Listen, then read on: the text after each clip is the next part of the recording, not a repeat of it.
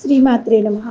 వరాలనిచ్చే చల్లని తల్లి, ఆషాఢమాసంలో ఆరంభ పూజలు అందుకునే శక్తి స్వరూపిణి. అమ్మవారి ఆలయాల్లో శాకంబరి ఉత్సవాలు నిర్వహిస్తూ ఉంటారు. పౌర్ణమి రోజున అమ్మవారి ఆలయాల్లో నిండు శాకంబరిగా అమ్మవారు భక్తులకు దర్శనమిస్తారు. ఆషాఢమాసంలో అమ్మవారిని సృష్టిలో లభించే అన్ని రకాల కూరగాయలు, పండ్లు, పూలతో అలంకరించి ఆరాధిస్తారు. ఇలా ఆరాధించడం వల్ల సర్వసుఖాలు సిద్ధిస్తాయని, చేపట్టిన అన్ని రంగాల్లో విజయాలు కలిగి కోరికలు నెరవేరుతాయని భక్తుల నమ్మకం అన్నమాట. అమ్మవారి కరుణా కటాక్షాలతో సర్వశుభాలు కలుగుతాయనేది భక్తుల ప్రగాఢ విశ్వాసం. కూరగాయలతో అలంకరించి ఆరాధించడం వల్ల కరువు కాటకాలు దరిచేరవని, కోరికలు నెరవేరుతాయని నమ్ముతారు. ఆ నమ్మకమే ప్రతి ఏటా ఈ ఉత్సవాల సమయంలో వేలాది మంది భక్తులను ఆలయం వైపు ధారపడేలా చేస్తుంది. ఆషాఢ శుద్ధ పౌర్ణమి నాడు ప్రారంభమయ్యే శాకంబరి ఉత్సవాలు పౌర్ణమి వరకు జరుగుతాయి. 15 రోజులు ఈ విధంగా చేయలేని వారు కనీసం త్రయోదశి నుంచి పౌర్ణమి వరకునైనా శాకంబరి ఉత్సవాల సమయంలో ఒక్కసారైనా అమ్మవారిని దర్శించుకుని కోరికలు కోరుకుంటే ఖచ్చితంగా ఆ కోరికలు నెరవేరుతాయని భక్తుల యొక్క నమ్మకం అన్నమాట. పూర్వం 100 ఏళ్ల పాటు కరువు ఒక్కసారి సంభవించిందట. అప్పుడు ప్రజలందరూ అనేక కష్టాలు అనుభవించారట.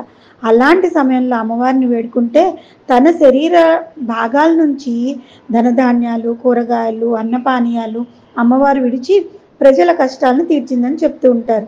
కష్టకాలంలో అమ్మవారు ప్రజల ప్రాణాలు కాపాడారు కాబట్టే అప్పటి నుంచి అమ్మవారిని అన్ని రకాల కూరగాయలు, పండ్లు, ఫలాలతో ఆరాధించి శాంతింపచేయాలని నిశ్చయించారు.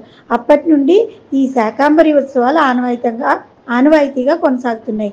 క్రమం తప్పకుండా శాకంబరి ఉత్సవాలు నిర్వహించడం వల్ల అతివృష్టి, అనావృష్టి అలాంటివి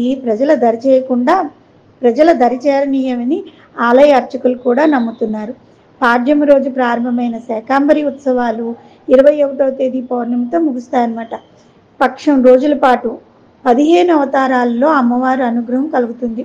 అందులో కామేశ్వరి, కాపాలిని, కుల్లాక్రమం, బేరుండాక్రమం, విరోధిని క్రమం, వైనివాసిని క్రమం, మహావజ్రేశ్వరి క్రమం, శివదూతి క్రమం, త్వరితాక్రమం, కులసుందరి క్రమం, నీలాక్రమం, నీలపతాకాక్రమం, విజయాక్రమం, సర్వాంగళాక్రమం, జ్వాలామాలిని క్రమం రూపాల్లో అమ్మవారు దర్శనం ఇస్తారు.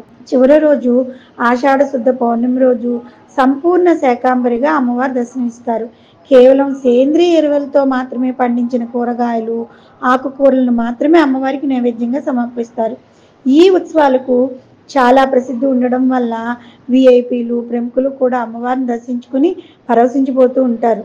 కన్నుల పండుగగా జరిగే ఈ ఉత్సవాలను కనులారా తిలకిస్తున్న ప్రజలు పులకరించిపోతున్నారు. అధికారులు ప్రత్యేక ఏర్పాట్లు చేస్తున్నారు. సృష్టిలో లభించే కూరగాయలతో ఆ దేవతామూర్తిని అలంకరించి అర్థించడమే ఈ ఉత్సవాల యొక్క విశిష్టత. శ్రీమాత్రే నమః.